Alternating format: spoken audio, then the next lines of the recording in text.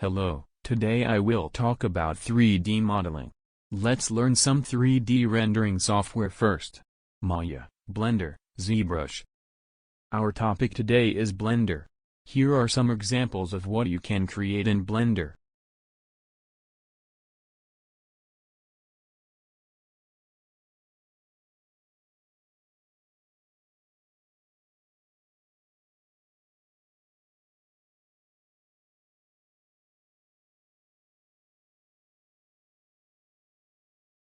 Let me explain how the first photo was made. If you don't know, the TARDIS is a time machine in the Doctor Who series.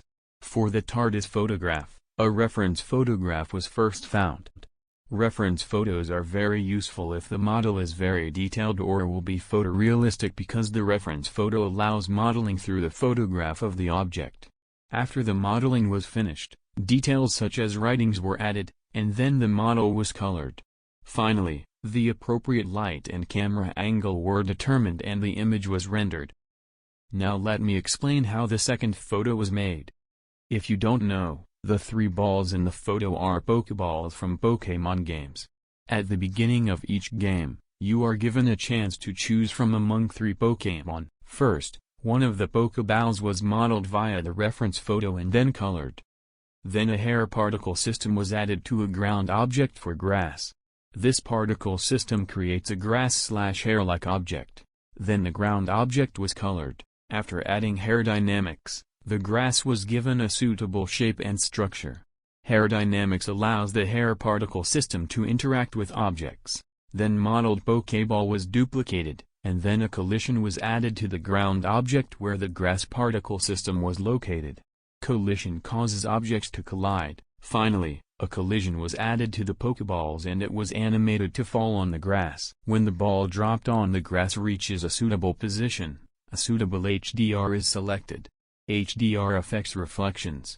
The selected HDR is visible in the reflections. After HDR was selected, the appropriate light and camera angle were determined and the image was rendered. Now let me explain how the bouncing ball animation is done.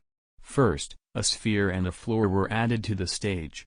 Then collision was added to the floor. Then soft body physics was added to the sphere. Soft body physics allows the object to have a soft structure. After making the appropriate adjustments, the ball was animated. Then, the appropriate light and camera angle were determined and the animation was rendered. But our animation is not complete yet. In the last frame of the animation, we confirm my soft body physique.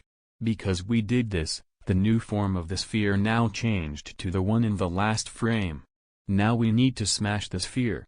When you install Blender, there are free plugins that come with Blender. We need to activate the Cell Fracture plugin from these plugins. After activating the plugin, we use this plugin in the sphere. In this way, the sphere will be divided into parts. Now we can delete the original sphere because we no longer need it. Now we remove the collision in the ground object and add a rigid body instead. Rigid body allows objects to be affected by external forces, gravity, wind, etc. After doing this, after adding rigid body to all the parts formed by cell fracture, the appropriate light and camera angle were determined and the animation was rendered. Now we have two animations. We can turn these animations into a single video in any video editing program. Here are some complex and detailed animations.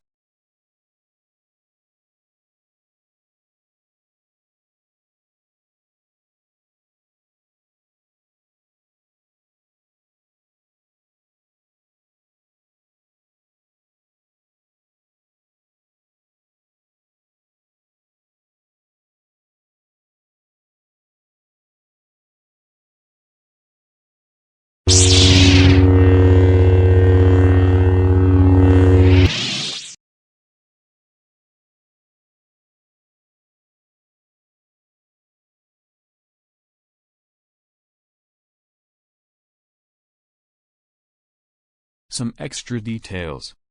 Blender can be used not only for 3D modeling and animation, but also for 2D animation, VFX, and video editing.